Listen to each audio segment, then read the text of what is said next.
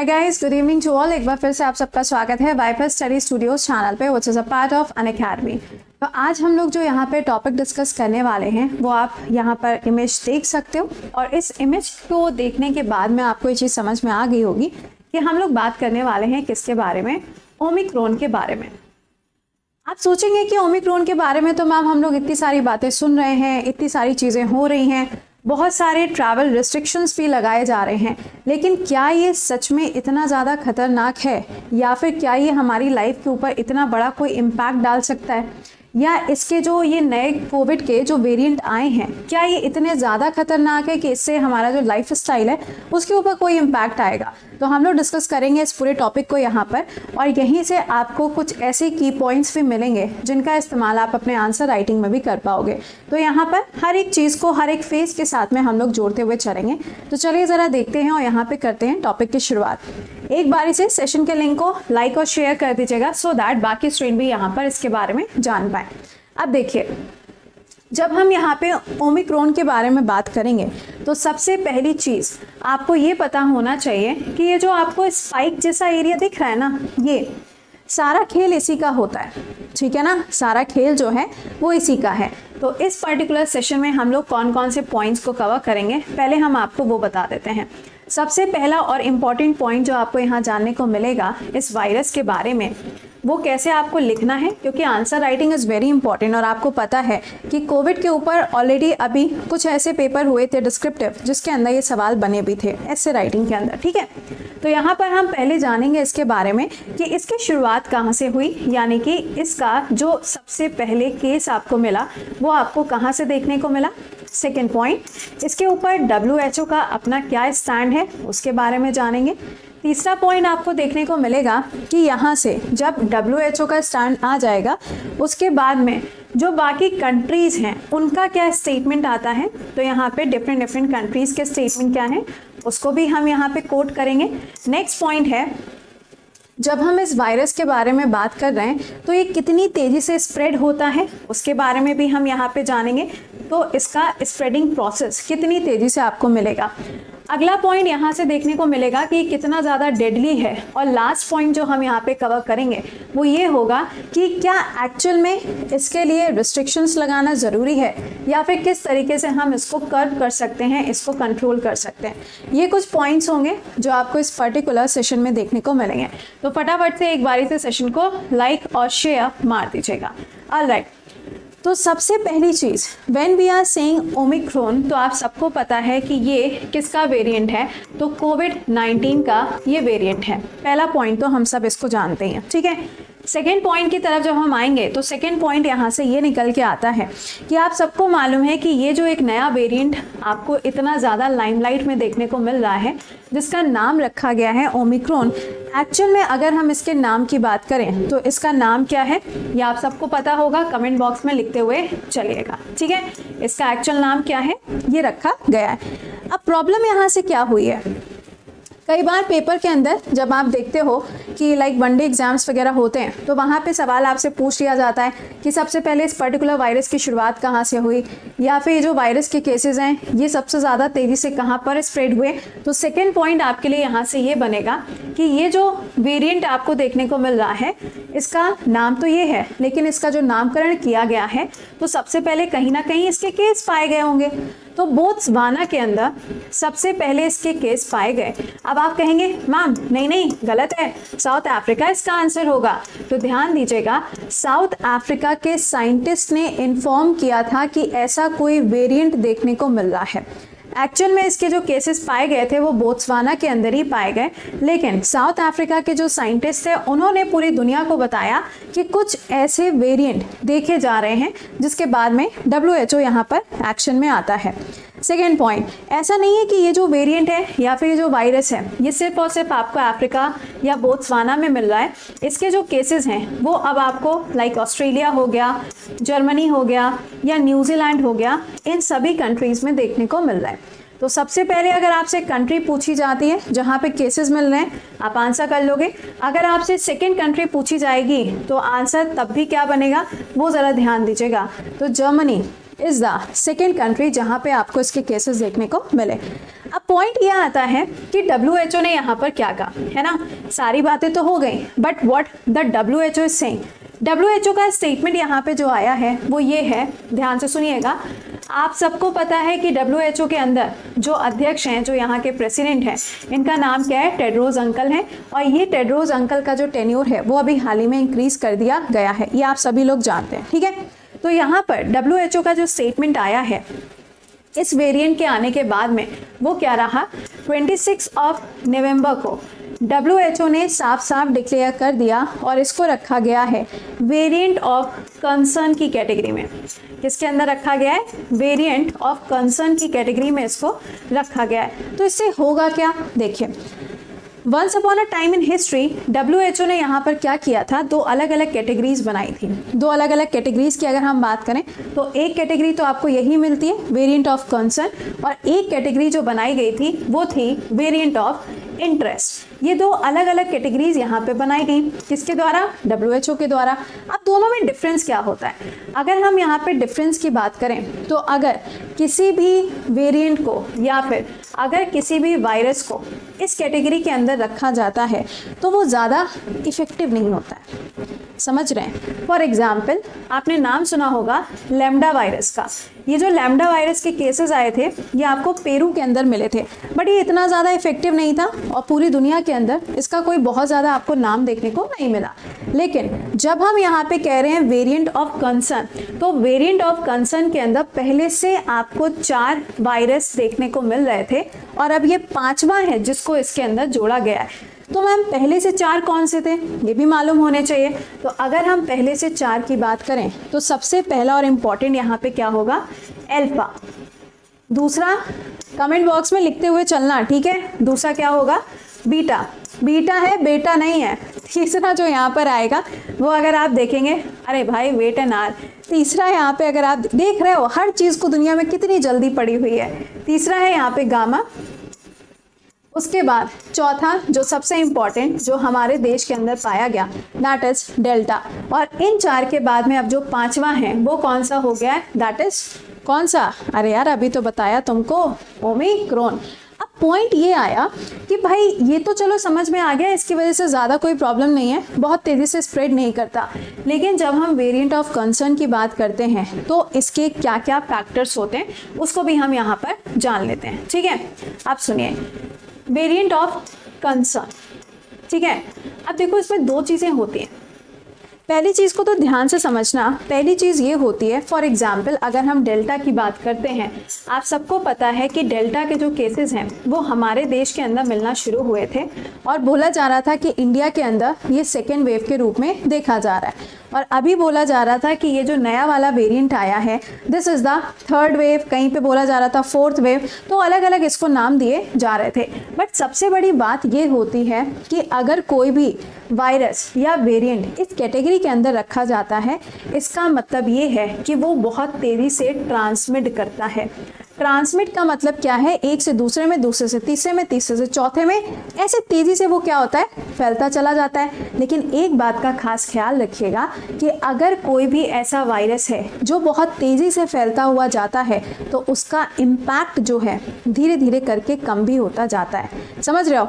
For example ये रहा हमारा गोलू, बड़े दिनों के बाद में आया है वैसे, है ना, समझ रहे हो, बड़े दिनों के बाद में हमारा गोलू आया है। अब गोलू से क्या हुआ, ये दूसरे गोलू में, दूसरे से तीसरे गोलू में, तो क्या होगा, यहाँ से यहाँ गया तो इफेक्टिव ज़्यादा है, यहाँ से यहाँ आया इफेक्ट कम हुआ, फिर यहाँ से आगे गया फिर इफेक्ट कम हुआ। तो ऐसे से क्या होता है ना, इसका जो इफेक्ट है वो कम होता चला जाएगा। अगली चीज़, नेक्स्ट पॉइंट क्या है कि अगर कोई भी वेरिएंट ऑफ कंसर्न के अंदर आता है, इसका मतलब ये है कि अगर वो किसी की बॉडी के अंदर एंटर करता है तो अगर उसकी बॉडी के अंदर एंटीबॉडीज़ हैं, यानी कि अगर उसने वैक्सीनेशन लिया हुआ है, तो भी यहाँ पे कुछ क्राइटेरिया है, ध्यान से सुनिएगा। यहाँ पे अगर किसी भी वायरस को या वेरिएंट को इस कैटेगरी में डाला जाता है तो इसका मतलब ये है कि अगर उसने वैक्सीन लगवाई हुई है तो भैया ठीक है, काम करेगा, लेकिन फिर भी एक्सेप्शंस आर ऑलवेज देयर, और इन्हीं एक्सेप्शंस को देखते हुए इसको वेरिएंट ऑफ कंसर्न में डाला जाता है ताकि आप प्रिकॉशनरी बेसिस पे चीज़ों को करते रहें। ये नहीं हाँ अब तो हमको दोनों वैक्सीन की डोज लग चुकी है, हम बन गए हैं सुपरमैन या फिर सुपर वुमेन, अब तो कुछ हो ही नहीं सकता, ऐसा बिल्कुल भी नहीं है। ये बिल्कुल भी आप मत सोचिएगा।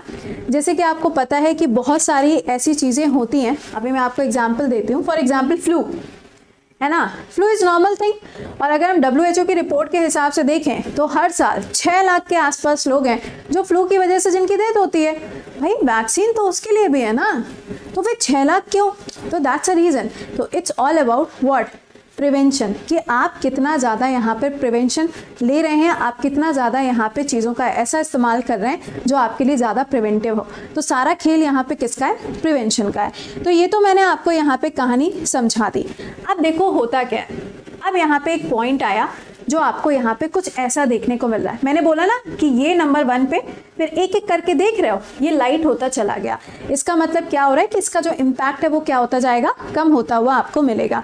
लेकिन अब एक पॉइंट आता है स्प्रेडिंग, ये कितनी तेज़ी से स्प्रेड करता है? सबसे बड़ा सवाल तो यही है ना, क्योंकि हमें तो तभी पता चलेगा ना कि हमारे सोसाइटी के ऊपर इसका इम्पैक्ट क्या है। तो अगर हम इसके स्प्रेड होने की बात करें तो एक्चुअल में WHO ने तो ये कहा है, हमारे पास में डेटा नहीं है, हमको नहीं पता कि ये कितनी तेज़ी से स्प्रेड करेगा। WHO साफ बोल चुका है कि कम से कम अभी हमको 2 हफ्ते लग जाएंगे ये बताने में। चलिए ठीक है, लेकिन कुछ रिपोर्ट्स के हिसाब से ऐसा बताया जा रहा है कि जो डेल्टा वाला वेरिएंट था वो कोविड वाले वेरिएंट से अगर हम कंपेयर करें तो 60% ज़्यादा तेज़ी से बढ़ रहा था, और अगर हम इस वाले वेरिएंट की बात करें तो ये वाला जो वेरिएंट है ये भी कोविड के कंपैरिजन में 50% ज़्यादा तेज़ी से बढ़ता है, यानी कि एक से दूसरे में, दूसरे से तीसरे में ट्रांसमिट करता हुआ जाता है। तो अभी यहाँ पे एग्जैक्टली कोई डेटा तो नहीं है, लेकिन यहाँ पे कुछ रिपोर्ट्स ये बता रही हैं कि ये फैलता बहुत तेज़ी से है। ठीक है, अब आप कहेंगे कि मैम ये फैलता बहुत तेज़ी से है, अब ये बताइए ये कितना खतरनाक है। सारी कहानी जो है ना वो इसी के ऊपर है कि हाउ डेडली इट इज़, है ना, हाउ डेडली इट इज़, कितना खतरनाक है। तो अगर हम इसके खतरनाक होने की बात करें तो भैया इसको खतरनाक होने ही क्यों दो, है ना। अब वही वाली बात है मैम, अभी न्यूरो वायरस आया था, केरला के अंदर इतने सारे केसेस मिल रहे हैं, बिल्कुल सही बात है। तो मैम अब उससे कैसे बचा जाए? आप कहेंगे कि मैम न्यूरो वायरस जो है ना वो तो खाने की वजह से होता है या गंदे पानी की वजह से होता है, that is just like a diarrhoea. तो फिर मैम उससे तो बचा जा सकता है, एग्जैक्टली उससे तो बचा जा सकता है, लेकिन ये जो है ना, ये यहाँ पर खेल जो है वो एंटीबॉडी का है। एंटीबॉडी का खेल इसलिए है क्योंकि ये कितना डेडली है इसका डेटा अभी तक WHO नहीं बता पाया। सेकेंड पॉइंट, ये कहा जा रहा है कि अगर आपने वैक्सीनेशन करवाया हुआ है तो आपकी बॉडी के ऊपर इसका इम्पैक्ट तो कम होगा, लेकिन फिर भी इसकी कोई गारंटी नहीं है कि ये कितना ज़्यादा खतरनाक हो सकता है अगर आपने वैक्सीन लिया है तो भी। दैट मीन्स कहानी फिर पे वहीं पे आ गई कि हमें नहीं पता। समझ रहे हैं कहानी क्या है? हमें नहीं पता। WHO यहाँ पर यही कह रहा है कि देखिए साउथ अफ्रीका ने हमको बता दिया और हमने यहाँ पर क्या किया, चीज़ों को सुन लिया, लेकिन ये कितना इफेक्टिव होगा ये तो हमको भी नहीं पता। लेकिन इसी के चलते यहाँ पर बहुत सारी कंट्रीज़ ऐसी हैं जिन्होंने अपने यहाँ पे ट्रैवल रिस्ट्रिक्शंस लगा दिए, बहुत सारी कंट्रीज़ ऐसी हैं जो कि लॉकडाउन लगाने को भी तैयार बैठी हुई हैं, लेकिन रियलिटी यहाँ पर यही है कि अभी इसका कोई डेटा कहीं पर है ही नहीं। बात समझ रहे हो? कहा जा रहा है कि भाई ये केसेस मिल रहे हैं, ये केसेस मिल रहे हैं, लेकिन एग्जैक्टली कितनी तेज़ी से बढ़ रहा है या कितना डेडली है या हमारी बॉडी के ऊपर इसका इम्पैक्ट क्या होगा, अभी इसका कोई भी डेटा किसी के पास में है ही नहीं। तो सारी बातें अभी हवाओं में हो रही हैं। अब वही वाली बात है, हवा का झोंका फिर कहोगे समीर, है ना। तो यहाँ पर अभी क्या है क्या नहीं है वो मैंने पॉइंट्स आपको बता दिए हैं, लेकिन इन सब चीज़ों के बीच में पिस कौन रहा है? तो इन सब चीज़ों के बीच में जो पिस रहा है वो है साउथ अफ्रीका। अब आप कहेंगे कि पूरी दुनिया ने मैम इसको तो बाइकआउट करना शुरू कर दिया, तो भैया चाइना को बाइकआउट काहे नहीं किए थे? शुरुआत तो यहीं से हुई थी, तो इसको क्यों नहीं बाइकआउट किया? जबकि वुहान के अंदर जो वायरस मिला था उससे ज़्यादा डेडली हो गया था कौन सा? डेल्टा। और उसके बाद में अगर आप देखें तो ओमिक्रॉन। तो भाई सिंपल सी बात है, चाइना को पहले बाइकआउट करें, उसके बाद में बाकी कंट्रीज़ को।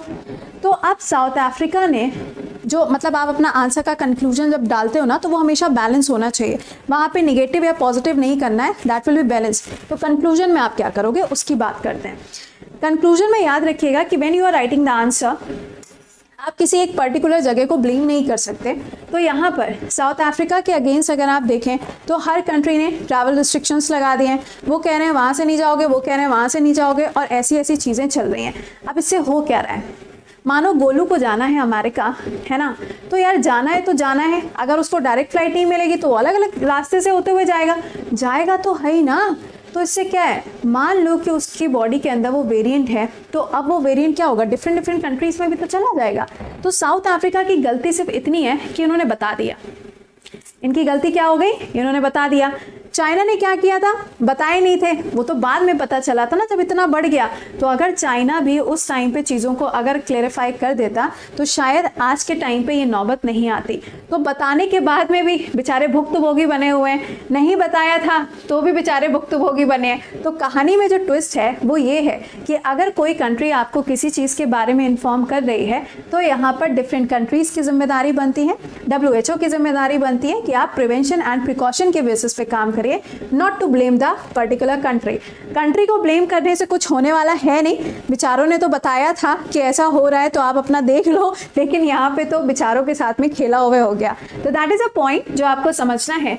और आप कंक्लूजन में अगर साउथ अफ्रीका को ब्लेम करते हुए लिखोगे तो थोड़ा सा बैलेंस कर लीजिएगा, क्योंकि बैलेंस बहुत ज़्यादा ज़रूरी है जब आप आंसर राइटिंग करेंगे। ठीक है, आई होप कि ये टॉपिक आपको समझ में आ गया होगा, और कौन कौन से की पॉइंट, कैसे कैसे की पॉइंट्स को आप मैनिपुलेट करोगे ये भी मैंने आपको बता दिया।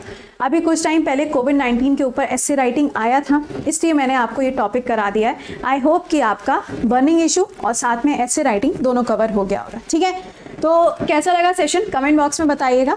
एंड रेगुलर करंट अफेयर्स के लिए जो बच्चे अभी क्लासेस नहीं कर रहे हैं जस्ट बिकॉज उनके पेपर चल रहे हैं या कोई भी रीज़न है, तो ये मत भूलो कि इस करंट अफेयर्स के क्लास के साथ में तुमको स्टैटिक भी पढ़ाया जाता है, बाकी चीज़ें भी रहती हैं। चाहे आप किसी भी एग्ज़ाम की तैयारी कर रहे हैं, any examination, railway to UPSC and the banking examination, आप यहाँ पे इस क्लास को अटेंड कर सकते हो इसी पर्टिकुलर चैनल पे 6:45 रेगुलर।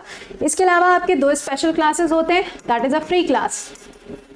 NCERT चल रही है ज्योग्राफी की क्लास 9th और 10th की, और 1:30 बजे के क्लास में अगर आप देखेंगे तो आपको पॉलिटी पढ़ाई जा रही है subject wise, I mean to say topic wise. Subject wise तो है ही पॉलिटी, टॉपिक वाइज हर दिन 2 टॉपिक आपको पढ़ाए जा रहे हैं। तो प्लीज़ क्लासेस को मिस मत करिए, दोनों फ्री क्लासेस हैं ओनली ऑन अनअकैडमी। और अगर यहाँ पे आपने अभी तक पेड बैच को ज्वाइन नहीं किया है तो आप ज्वाइन कर सकते हैं। 1 दिसंबर से नया बैच स्टार्ट हो गया है, कोड विल बी कृति10, वीडियो के डिस्क्रिप्शन में लिंक लगा हुआ है, आप वहाँ से ज्वाइन कर सकते हैं। अमाउंट इज 6500, जहाँ पे आप कोड यूज़ करेंगे कृति10, जिससे अमाउंट जो है वो 10% कम हो जाएगा। इसके अलावा स्कॉलरशिप टेस्ट इस संडे को है, वीडियो के डिस्क्रिप्शन में लिंक लगा है, फ्री ऑफ कॉस्ट है। अच्छे क्वेश्चन बनाए हैं मैंने, बताइए ना, सवाल तो हमें बनाता है। अब ये मत बोलना मैम आंसर भी बताओ, ऐसा नहीं चलेगा। तो यहाँ पे 30 क्वेश्चंस रहेंगे, 5 तारीख को होगा दोपहर में 12 बजे। कोड विल बी कृति10, आराम से जाके इस टेस्ट को देकर आइएगा। और हाँ, एंड्रॉयड फ़ोन्स, ठीक है, तो ध्यान दीजिएगा। एप्पल फ़ोन्स जितने बच्चे यूज़ करते हैं, हाँ यूज़ करते हैं, तो उनके फ़ोन पे यूजुअली ऐप काम नहीं करता है, तो थोड़ा ध्यान दीजिएगा। आप इसको क्या करिएगा, लॉगिन करिएगा और उसके बाद में आप इसको ज्वाइन कर पाएंगे। रिपोर्ट एंड विन का ऑप्शन आपके अनअकैडमी ऐप पे अवेलेबल है। चलिए, तो मिलते हैं आप लोगों से कितने बजे आप मुलाकात करेंगे सुबह 6:45 AM शार्प। टिल देन खुश रहिए, मुस्कुराते रहिए, bye bye and take care guys.